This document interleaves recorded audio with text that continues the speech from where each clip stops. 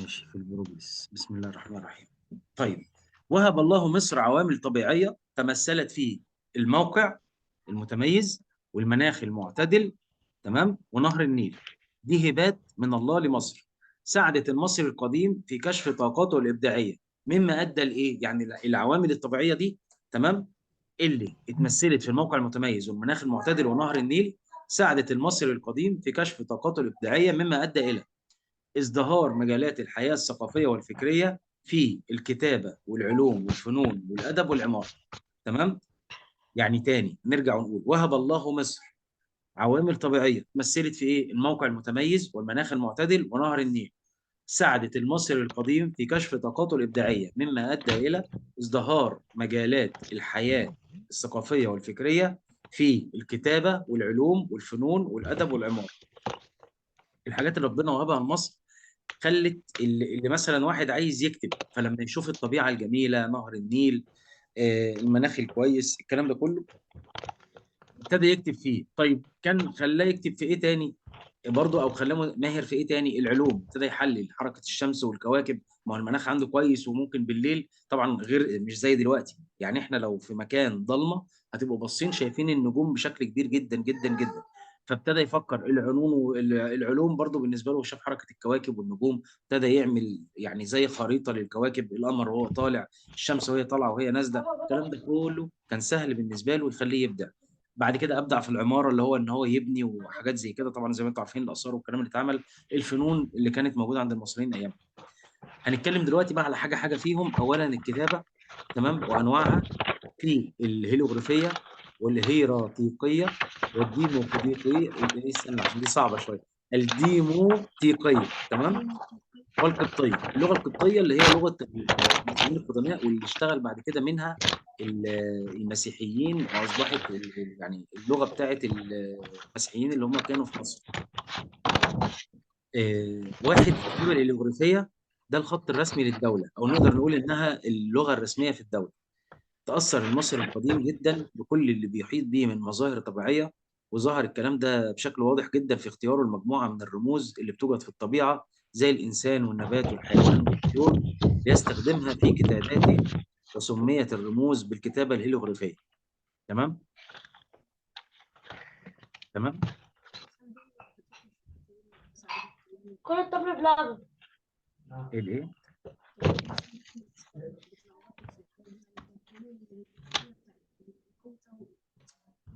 لا ركز بس بالراحه. تمام، ركز بالراحه، ركزوا معايا.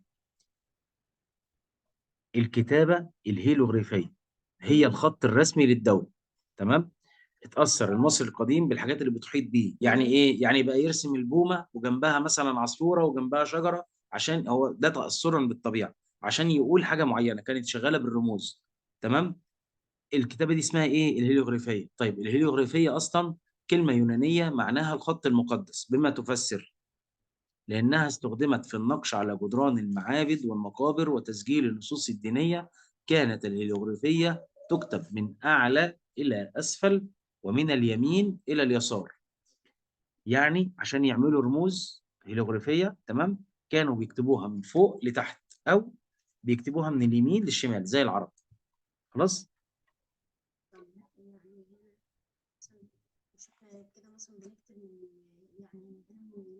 الرموز، الرموز لو كده، ما هو حسب، ممكن من فوق لتحت، ده كده سطر، او يكتب من اليمين للشمال زي العرب، ده كده سطر تاني. تمام. طيب، الكتابه الهيراتيقيه، تمام، عرفت بخط رجال الدين، بما تفسر لان الكهنه استخدموها في الكتابه على اوراق البردي. تمام. الكهنه كانوا بيستخدموا الهيراتيقيه، تمام، اوراق البرد اللي كانوا بيكتبوا عليها. لا ما فيهاش لخبطه، هي بالراحه. طيب الكتابه الديموطيقيه، تمام، عرفت بالخط الشعبي، بما تفسر لان المصريون القدماء استخدموها في جميع نواحي الحياه. يعني المصري القديم كان بيستخدم اللغه او الكتابه الديموطيقيه. تمام. دي الكتابه بتاعت عامه الشعب، يعني اتنين بيكتبوا لبعض ورق او كلام من ده او جوابات، كانوا بيستخدموا اللغه الديموطيقيه. حلو. حلو. الكتابه القبطيه أخذت من الكتابة الديموتيقية، وتمثل المرحلة الأخيرة من مراحل تطور الكتابة المصرية القديمة. تمام. والكتابة دي قريبة شوية للغة اليونانية، فيها من اللغة اليونانية شوية. وقد استخدم المصري القديم في الكتابة ورق مصنوع من البردي، أقلام، حبر أسود أو أحمر. تمام. نخش على الأدب. ترك لنا المصريون القدماء تراثا زاخرا من الأدب. تمام. الأدب يعني إيه كلمة أدب أصلا؟ الأدب معناه تعبير عن الأفكار والآراء والمشاعر الإنسانية، وذلك في صور مختلفة زي الشعر أو النثر. الناس اللي بتقول شعر أو نثر أو زجل ده يعتبر نوع من أنواع الأدب. الناس اللي بتكتب قصص ده نوع من أنواع الأدب. تمام.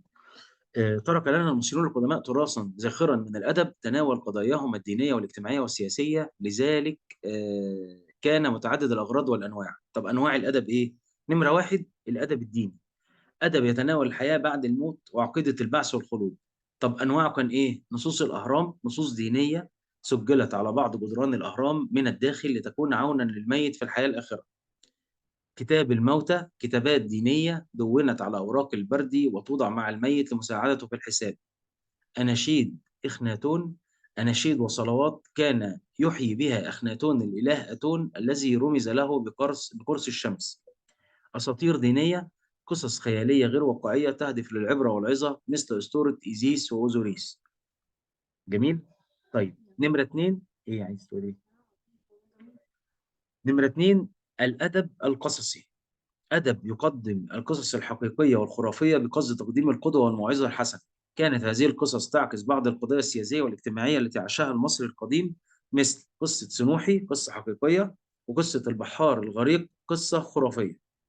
الأدب التهذيبي اللي هو يعتبر أدب الحكم والنصائح والسلوك والتربية والأخلاق. اللي بتعمل إيه بقى الأدب التهذيبي ده؟ يصور التعليم والوصايا التي كان يوجهها فرعون إلى ابنه أو أحد الحكماء إلى تلميذه بهدف الموعظة والنصح، مثل تعاليم الحكيم بتاع حطب وتعاليم الحكيم آني. تمام. طيب كان في أدب المديح، ده عبارة عن أدب بيمجد أعمال فرعون وبيشيد بفضله على الشعب، ومن أمثلته ما ورد في تمجيد الملك سنوسرت الثالث. طبعا يعني انتوا المفروض عندكم قصة إيزيس وأوزوريس بس الاطلاع، والمفروض تقروها عشان تعرفوا برضو الأدب بتاع المصري القديم كان بيمشي في أي اتجاه. و عفوا، وقصة سنوحي برضو موجودة برضو. تمام. هنخش على الدرس اللي بعد كده عشان نلحق نقول الكلمتين بتوع الجغرافيا، وبعد كده اللي عنده أسئلة يسأل إن شاء الله، يعني هنكون حاضرين. تالت درس معانا الحياة الثقافية والفكرية اللي كان بتتكلم عن العلم والعمارة والفن. تمام. مقدمة كده. لم يترك المصري القديم مجالا من مجالات الحياة إلا وأبدع فيها، كما أبدع في الأدب أبدع أيضا في العلوم والعمارة والفنون. طبعا أهم العلوم اللي أبدع فيها المصري القديم، وكيف أثبت المصري القديم تقدما في العمارة وأشكال الفنون، دي النقط اللي هنتكلم عنها.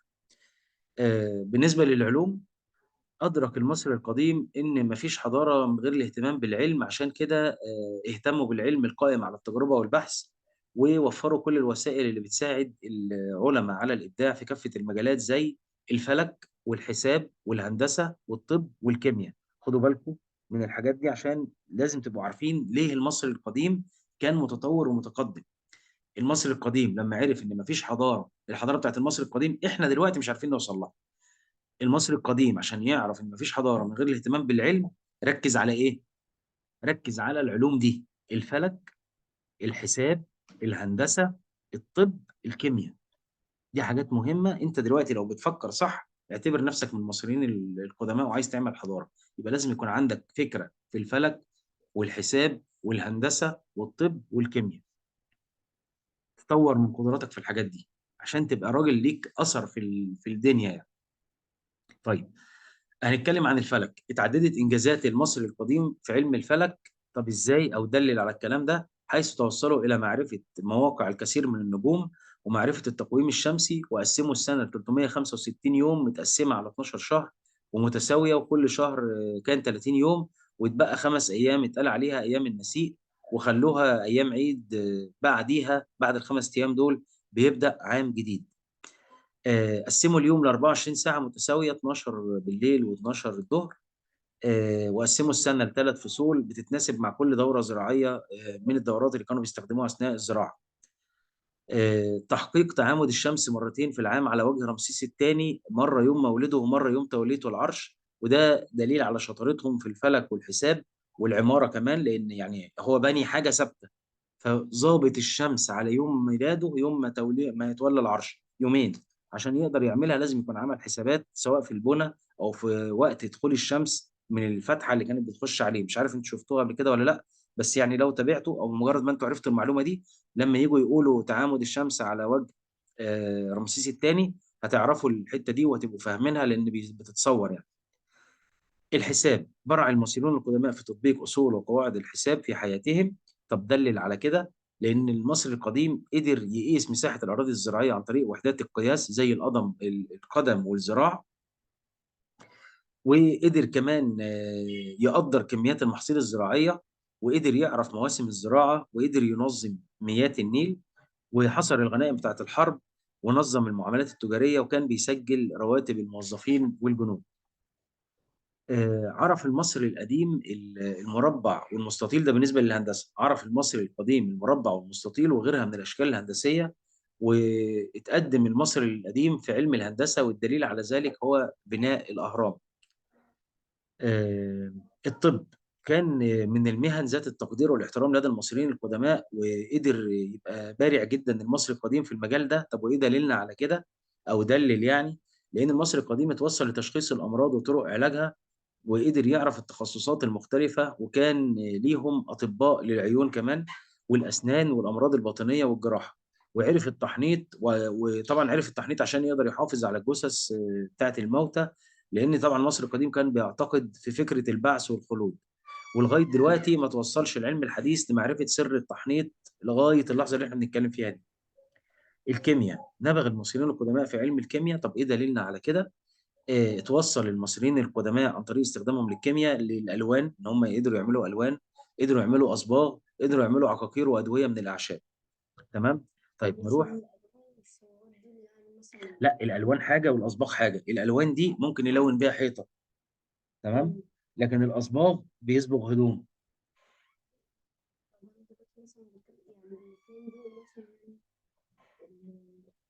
ده مثلا بيجيب مثلا عشان يعمل اللون الأحمر مثلا بيجيب ورد اللون أحمر ما هو بقى هو ابتدى يشتغل بالكيمياء. لا، بيشتغل مش شرط اللون الاحمر، ممكن يكون ما فيش ورد لونه احمر، بيجيب ماده ويحطها على ماده تديله لون. فضل يجرب. تمام. يعني مش مجرد، ما هي دي التجربه والخطا، هو ده العلم، بيجرب حاجه يحطها على حاجه، ممكن يجيب ملوخيه يحطها على مش عارف ايه، يروح مبوظ له الهدوم. تجربه فشلت. هي الفكره كلها ان هو كان بيستخدم مواد كيميائيه، وكان بيستخدم العلم اللي ربنا اداهوله عشان يقدر يكتشف اكتشافات لغايه دلوقتي في ناس مش عارفه تفسرها، او احنا كلنا مش عارفين نفسرها، واللي قدرنا نوصل له من التفاسير حاجات قليله جدا. نتكلم عن العماره. بنى المصريين القدماء المساكن والمقابر والمعابد. المساكن، بنى المصريين القدماء المساكن من الطوب اللبن، عشان كده ما عادتش كتير، يعني ما كانش ليها اثر جامد يعني في الاثار اللي احنا بنلاقيها. المقابر اتطور بناء المقابر ومر بعده مراحل. اول مرحله كانت حفره تحت سطح الارض بتتوارى فيها جثث الموتى، تاني مرحله حجره او حجرتين تحت سطح الارض وفوق منها مصطبه. وبعد كده وصلنا لمرحلة هرم مدرج بيتكون من 6 مصاطب زي هرم زوسر المدرج، وبعد كده هرم كامل زي أهرامات الجيزة المعروفة. بنى المصريين القدماء المقابر اللي هي الأهرامات من الأحجار عشان تفضل باقية. طيب هنتكلم عن المعابد. دور المعابد كانت بتبقى دور للعبادة بيستخدمها المصري القديم. وبنى المصري القديم المعابد من الأحجار، وكانت بتنقسم لنوعين. النوع الأول المعابد الجنائزية، كان الغرض منها إقامة الصلوات والطقوس بالنسبة للجنازة على المتوفي. ومن أمثلتها معبد الملكة حتشبسوت بالدير البحري غرب الأقصر، ومعبد الرمسيوم اللي أقامه الملك رمسيس الثاني. وكان في معابد الآلهة الغرض منها إقامة الشعائر وتقديم القرابين للآلهة، أشهرها معبد الكرنك ومعبد الأقصر ومعبد أبو سمبل. طبعا الأهرامات والمعابد اللي بناها المصريين القدماء موجودة وبتشهد على براعتهم في فنون العمارة والهندسة. نتكلم على الفنون. أبدع الفنان المصري القديم في جميع أشكال الفنون، خاصة في النحت والرسم على الجدران وتلوينها والنقش على الحجر. النحت بلغ فن النحت في مصر الفرعونية درجة كبيرة من الإتقان، حيث تم نحت الكثير من التماثيل منذ بداية التاريخ على صخور شديدة الصلابة، وخير الشاهد على ذلك تمثال أبو الهول. الرسم على الجدران، وجد هذا النوع من الرسم في المقابر، مثل الرسوم الموجودة على جدران مقبرة الملكة نفرتاري، والنقش على الجدران كان يستخدم في المعابد. طبعا احنا هنا كده خلصنا الدرس. تمام، نخش على الجغرافيا ولا نسأل أسئلة في التاريخ ونعمل بعد كده فاصل تاني للجغرافيا؟ ممكن شوف، نسأل بعد كده نبقى نعمل فصل الجغرافيا لو ينفع. ممكن نسأل، ماشي. طيب، تحقيق تعامد الشمس ده اختيار، اختر من بين القوسين. تحقيق تعامد الشمس مرتين في العام على وجه تمثال رمسيس الثاني يدل على تقدم المصريين القدماء في علمي الطب والكيمياء، الهندسة والفلك، الفلك والحساب، الهندسة وفلك. والكيمياء. الهندسة والفلك. هندسة وفلك. هندسة وفلك، مم. ما نقولش فلك وحساب.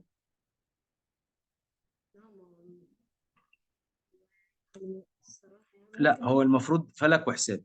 طب مش برضه هو هندسة المفروض برضه هندسة وفلك، برضه هي تمشي، يعني هي المفروض هنا تشتغل كده او طب كده، هندسة وفلك او السؤال ده فلك وحساب. مثلا لو بعيد يعني عن الامتحان. هو لو جالك في الامتحان انا متاكد ان هيبقى في واحده من الاثنين، يا هندسه وفلك. اصل انت المفروض ان الحساب علم تحت منه هندسه وجبر، زي ما انتوا بتاخدوا كده. اه. تمام، مش انتوا بتاخدوا الجبر وبتاخدوا ماس، بتاخدوا جيومتري. اه. الماس هي الحساب، تحتيها ايه؟ فالمفروض ان الفلك والحساب هي الاشمل. روح هات حاجه. طيب، طب أنا عايز أسأل قصه. سؤال، ممكن أسأل اتفضل، سؤال؟ اتفضل. أنا كريمة. هو يعني إيه الأساطير الدينية؟ تعرفها؟ اساطير دينيه يعني زي قصه ايزيس واوزوريس، دي تعتبر اسطوره. بمعنى ايه؟ مم. المفروض انتوا عارفين القصه، انت عارفه قصه ايزيس واوزوريس ولا ما بتعرفيهاش؟ مش عارفة الصراحة. مش عارفه. طيب، ايزيس واوزوريس المفروض اتنين كانوا متجوزين، تمام. اخو اوزوريس كان غيران منه، فقتله، تمام، وراح مقطعه ووزع جسمه كله في جميع انحاء مصر. تمام. اللي هم ال 28 اه، قزاز. اه. تمام. جت هي بقى لفت مصر كلها، جمعت اجزاء جسمه وجمعته من اول وجديد، وبعد كده يعني كملوا حياتهم الزوجيه وربنا اكرمهم وجابوا الاله حورس. دي قصه دينيه تعتبر خرافيه. مم. يعني انت مستوعباها؟ يعني هل دي تحصل في أيوه الحقيقه؟ أيوه، بس أنا عايزة التعريف بالظبط. أنا فاهماه بس عايزة التعريف بالظبط عشان أكتبه. اه، انت عايزه التعريف؟ انت في يعني في سؤال جالك باسم التعريف؟ اه. بيقول لك ايه السؤال؟ لا، هو بيقولي ما هي أما التعريف الأساطير الدينية عادي. بس هو كان من بدري فأنا بكتب الأسئلة اللي أنا مش عارفاها في ورقة وكده. امم بس أنا مش فاكرة طيب، الصراحة هو فين، بس هو ما كتبليش غير كده. اقول لك كده. طبعا القصة أو الأدب بشكل عام تعبير راقي عن الأفكار والآراء والمشاعر الإنسانية في صور مختلفة. تمام.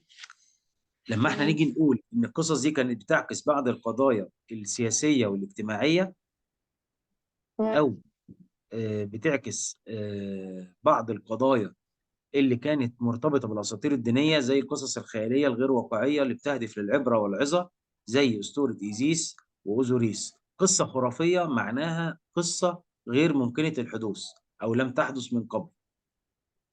تمام. تمام. قصة لم تكن موجودة. طبعا أنا لما قلت دلوقتي أسطورة إيزيس وأوزوريس، هم موجودة عندكم بالمناسبة للقراءة. يعني إيه؟ اه، يعني عارفة. أول حاجة في القصة بيقولوا: تخيل المصريين القدماء أن الأرض والسماء ذكرا وأنثى، تزوجا وأنجبا من البنين اثنين. يعني الأرض والسماء اتجوزوا، فجابوا إيزيس وأوزوريس. تمام. أو جابوا أوزوريس يعني أوزوريس وست، دول إخوات ولاد، ومن البنات اثنين، إيزيس ونفتيس. وزوريس اتجوز إيزيس وتزوج ست نفتيس، طبعا حصل بينهم غيرة، وبعد كده جه الست ده راح قتل مين؟ أوزوريس. حاجة تشبه كده قصة قابيل وهابيل، تشبه حاجة زي هو كده. يعني مش هنسأله فيها في الامتحان يعني. لا، دي ما فيهاش أسئلة، بس أنا قصدي إيه، القصة الخرافية حاجة يعني صعبة الحدوث. تمام. ماشي. تمام. تمام، ماشي، شكرا. الأساطير الدينية قصص خيالية غير واقعية تهدف للعبرة والعظة، مثل أسطورة إيزيس وأوسوريس. دي الحتة اللي هتخصكم في الحتة دي. خلاص؟ طيب نكمل أسئلة. تمام. قسم المصريون القدماء السنة إلى 3 فصول لخدمة نشاطهم الزراعي ولا الصناعي ولا التجاري ولا التعديني؟ الزراعي. الزراعي. قسم المصريون القدماء السنة إلى 3 فصول لخدمة نشاطهم الزراعي. تمام زي ما قالت كريم. التحنيط سر من أسرار الحضارة المصرية القديمة ودليلا على براعتهم في علمي الفلك والحساب، الطب الطب والكيمياء، الطب والهندسة، الكيمياء والحساب. الطب الطب والكيمياء. والكيمياء. الطب والكيمياء. تمام الله ينور. نجح المصريون القدماء في تخليد براعتهم في علم الهندسة من خلال بنائهم للمساكن، الرسم على الجدران، بناء المقابر والمعابد، بناء النقش المقابر على. والمعابد. بناء المقابر تمام الله والمعابد. ينور. الله ينور. يعد العامل المؤثر في تطور بناء المقابر عند المصري القديم الاعتقاد في الثواب والعقاب، تعدد الآلهة. يعد العامل المؤثر في تطور بناء المقابر عند المصري القديم في الاعتقاد في الثواب والعقاب، تعدد الآلهة، البعث والخلود، الأساطير الدينية. البعث والخلود. البعث والخلود. برع المصريون القدماء في علم الحساب وتمثل ذلك في تنظيم عمليات البيع والشراء، معرفة قواعد أو مواقع النجوم، معرفة الأشكال الهندسية، بناء مساكن من الطوب اللبني. تنظيم عمليات البيع والشراء. تمام. تمثل عملية بناء هرم الملك زوسر إحدى مراحل بناء المقابر، وهي المرحلة الثالثة ولا الرابعة ولا الأولى ولا الثانية؟ الرابعة. السلسة. مين اللي قال الثالثة؟ أنا اه ملك. سلطة. تمام. ملك بتاعت المشاكل. ماشي يا ملك. أيوه والله أيوه ما أنت. عملت مشاكل. خلاص ماشي. خلاص المهم، يبقى فعلا المرحلة الثالثة تمام هي المرحلة اللي بتمثل عملية بناء هرم زوسر، المرحلة الرابعة اللي هي بناء الهرم الكامل. تمام. طيب أثبت المصري القديم تساوي الليل والنهار نتيجة براعته في علم الفلك ولا الفلك. الحساب ولا الهندسة ولا العمارة؟ مين اللي قال الفلك صح؟ انا أنا مين؟ انا عبد الله. عبد الله علي. برافو عبد الله. آه. شاطر. طيب أي العلوم الآتية لعبت دورا رئيسيا في بناء معبد الرميسيوم؟ الفلك والهندسة، الهندسة والكيمياء، الفلك والحساب، الحساب والكيمياء. لا لا بالراحة. ممكن الفلك اختيارات والهندسة، الهندسة والكيمياء، الفلك والحساب، الحساب والكيمياء. الهندسة والكيمياء. ليه؟ لأن هو بنى المعبد كويس، ده شكل هندسي، ورسم على الحوائط أو الجدران بالألوان اللي كان بيعملها عن طريق استخدامه لعلمه في الكيمياء. تمام؟ طيب تعد أكثر العلوم المستخدمة عند المصريين القدماء في حياتهم اليومية الفلك ولا الحساب ولا الهندسة ولا الكيمياء؟ الحساب. الحساب. طيب استخدم الفلاح في مصر القديمة بصورة مباشرة علم الفلك ولا الحساب ولا الهندسة ولا الطب؟ الحساب. الحساب. الحساب. طيب من المعابد التي تقدم بها القرابين لآلهة المصريين قديما معبد الأقصر ولا حتشبسوت ولا الدير البحري ولا الرمسيوم؟ حتشبسوت. لا حتشبسوت قلنا جنائزي، والدير البحري جنائزي. ركزوا يا أولاد. تمام. الأقصر. الأقصر. تدل الصور، ما أنا بقول معبد يقدم بها قرابين. تمام. تدل الصورة المقابلة على تقدم المصريين في فن. الصورة المقابلة دي عبارة عن إيه؟ أبو الهول. ماشي؟ النحل. ماشي؟ العمارة والهندسة. لا بصوا تاني ركزوا بقى. النحت، النقش، البناء، الهندسة. النحت النحل. لأن هو نحت صخرة. أيوه النحت. كانت صخرة يعني ما بنيها. ما هي صخرة واحدة هو نحت الصخرة. استفادت الزراعة من تطور المصريين القدماء في علم الكيمياء، الفلك، الهندسة، الطب. الكيمياء. كيمياء. الكيمياء.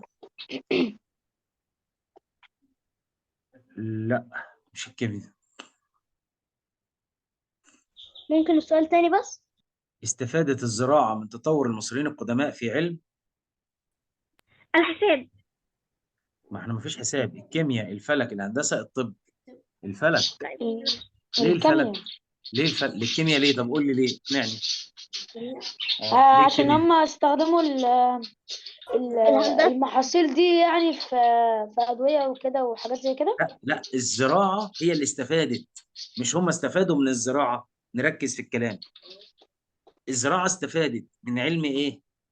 من علم الفلك. ليه من علم الفلك؟ عشان هو قسم السنة لثلاث فصول. انتوا لو مركزين معايا، قسم السنة لثلاث فصول. تمام؟ فصل حسب الجو بيزرع فيه، وفصل حسب الجو بيحرث فيه الأرض، وفصل حسب الجو بيحضر فيه الأرض. تمام؟ تمام؟ يبقى هو استفاد، الزراعة استفادت من علمه ايه؟ في الفلك. ماشي؟ ماشي يا ولاد؟ تمام.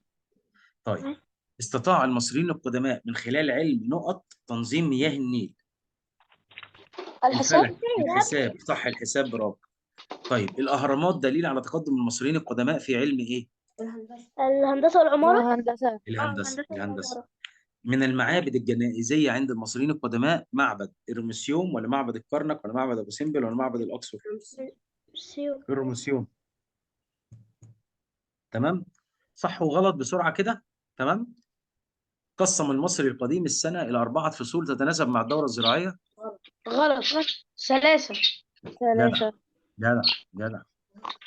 استفاد الفراعنة، ما هو جدع دي لأي حد بيجاوب صح، جدع أو جدع يعني. ماشي. استفاد الفراعنة من علم الحساب في نشاطهم الزراعي والتجاري.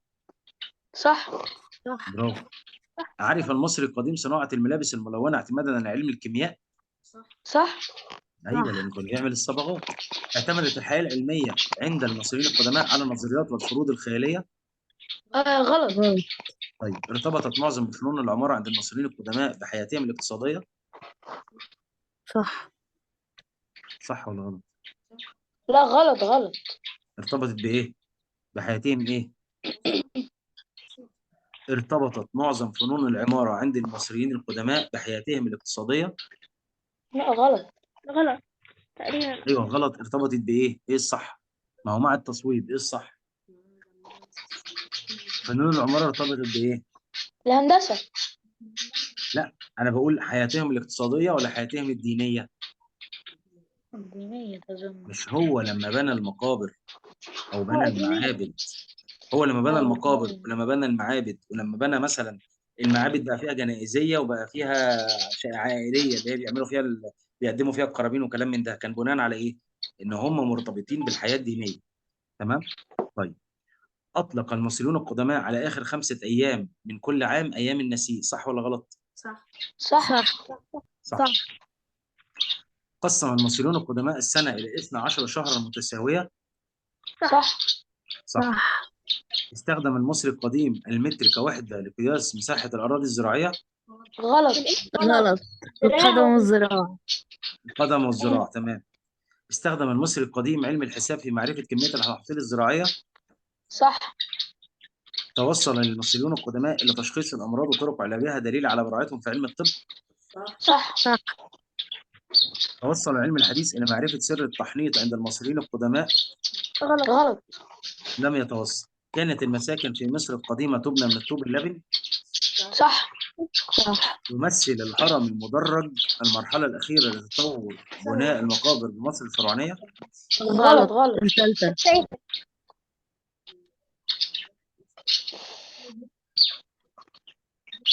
ماشي. لا، ما كانش من الطوب اللبن، ولو اتعملت من الطوب اللبن احنا قلنا ان هم كانوا بيدهنوا، يعني الاغنياء والقصر بتاع الملك كان بيتم طلاء وزخرفه الحوائط، فالحاجه دي بتمسك بتحفظ الطوبه.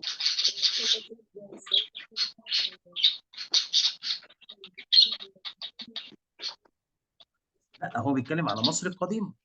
كانت المساكن في مصر القديمه تبنى من طوب اللبن. صح. تمام. تاني، يمثل الهرم المدرج المرحله الاخيره لتطور بناء المقابر مصر الفرعونيه. صح ولا غلط؟ غلط. غلط. المرحله الايه؟ الثالثة. الثالثه. الثانيه ده اللي هو المصطبه لوحده. تمام. لا، نمرة واحد بيدفن دفن بيحفر حفرة ويحط الميت ويدفن. نمرة الثانية اتنين حجرة أو حجرتين. بيبقى حاطط حجرة أو حجرتين، التانية حجرة أو حجرتين. تمام. وبعد كده شغل المصطبة. خلاص. طيب، كانت المعابد الجنائزية مكانا تقدم فيه القرابين والشعائر للآلهة. غلط. غلط، المعابد الآلهة. إقامة الصلوات والجنازة. المعابد الجنائزية كانت تقام فيها الشعائر الصلوات. الجنائزية. تمام. استخدم المصري القديم النقش على الحجر في المعابد. صح. طيب، احنا قربنا نخلص. عايزين تكملوا أسئلة تاني ولا كفاية كده؟ نكمل. ها؟ أي حاجة. طيب، إلى أي العلوم تنتمي أعمال المصريين القدماء التالية؟ تمام؟ يعني أنا هقول لكم حاجة وأنتوا تقولوا لي ده علم كذا. ماشي؟ معرفة مواقع الكثير من النجوم والكواكب. فلك. طيب، معرفة مواسم الزراعة. حساب. الحساب. حساب في الأساس. الفلك. في الأساس هو يمشي فلك، بس هو في الأساس حساب. بناء الأهرامات. هندسة. وعلى هندسة فكرة بناء الأهرامات عمارة. هندسة. هندسة وحساب وعمارة وفلك وحاجات كتير يعني. الهرم يعني سبحان الله. طيب، تشخيص الأمراض وعلاجها. طب. كيمياء. طيب، صناعة الألوان والأصباغ. كيمياء. طيب، عملية حفظ الموت عن طريق التحنيط. كيمياء. طب. حساب. هو طب وكيمياء بس بالأساس طب. تمام. حصر غنائم الحرب. حساب. تمام. صناعة العقاقير. الكيمياء. كيمياء. طيب، ماشي.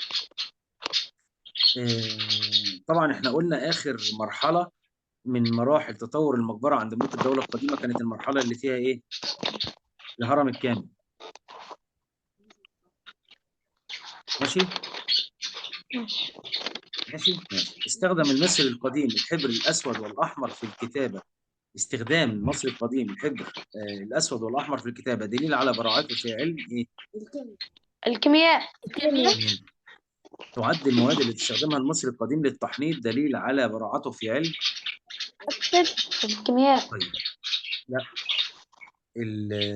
التحنيط هو يعتبر الطب والكيمياء، بس هو يعني بيميل اكتر للطب لان هو بيحفظ الجثه. في ايه؟ ظهر تأثير المعتقدات الدينية على المصريين القدماء في العمارة من خلال تشابه في المظاهر العمرانية، ولا نوع المواد المستخدمة في البناء، ولا الدقة في بناء المساكن، ولا تطور بناء المساكن؟ معلش ممكن سؤال تاني؟ ظهر تأثير المعتقدات الدينية على المصريين القدماء في العمارة من خلال، ما أنا مش من شوية بقول لكم مش مرتبط بالحياة الاجتماعية لكن مرتبط بالحياة الدينية. هي دي. ظهر تأثير المعتقدات الدينية على المصري القديم في العمارة من خلال التشابه في المظاهر العمرانية، ولا نوع المواد المستخدمة في البناء، ولا الدقة في بناء المساكن، ولا تطور البناء؟ تطور البناء. تطور البناء. هو الأول كان خايف على الجثة، بعد ما كان بيحفر يحطها بقى بيحط بعد كده تدريج، يعني الأول غرفتين. ماشي. لم تصمد مساكن المصريين القدماء عبر الزمن بسبب ظروف البيئة الصحراوية، ولا مواد البناء المستخدمة، ولا غرقاء بفيضان النيل؟ مواد البناء تمام. طيب، الرسوم الملونة والتي ما زالت ببريقها حتى الآن على مقبرة الملكة نفرتاري تدل على براعة المصريين القدماء في كيمياء. علم الكيمياء. علم الكيمياء. تمام. تشابهت المعابد الجنائزية ومعابد الآلهة عند المصري القديم في نوع المواد المستخدمة في البناء، الهدف من إنشائها تقديم المصريين القرابين بداخلها، ولا انتشارها في أنحاء مصر؟ دلوقتي المعابد الجنائزية ومعابد الآلهة انتشرت وبقت موجودة هنا وهنا وهنا وهنا. إيه السبب؟ انتشارها في أنحاء مصر لأن هم هيعملوا المظاهر الجنائزية دي في كل حتة. صح؟ وهيعبدوا مثلا المعبود بتاعهم او الملك بتاعهم او الكلام ده كله في اي حته في مصر. يعني احنا بنقول موجود في الاقصر، وموجود في اسوان، وموجود في مثلا في المنيا، وموجود في اسيوط. تمام. صح وغلط بسرعه قبل ما الزوم يقفل. ماشي. تدل براعه المصريين القدماء في صناعه العقاقير والادويه من الاعشاب على تقدمهم في علم الطب. صح. طب يشترك فن النحت وفن النقش في بعض المواد المستخدمة؟ صح. صح. ماشي. نجحت مقابر ومعابد الفراعنة في الصمود أمام عامل الزمن؟ صح. صح. طيب بلغ فن النحت درجة كبيرة من الإتقان منذ نهايات العصر الفرعوني؟ صح. صح. طيب اعملوا حسابكم بقى إن خلاص الوقت هيقفل. تمام. هنخش بعد كده على الجغرافيا في السريع، وبعد كده لو في أي أسئلة بشكل عام هنبقى نتكلم فيها. ماشي يا شباب؟ ماشي يا أبطال؟ تمام. هبعت لكم شكرا. اللينك بعد قليل عقبال بس ما يتحفظ الفيديو. تمام. ماشي يا شباب.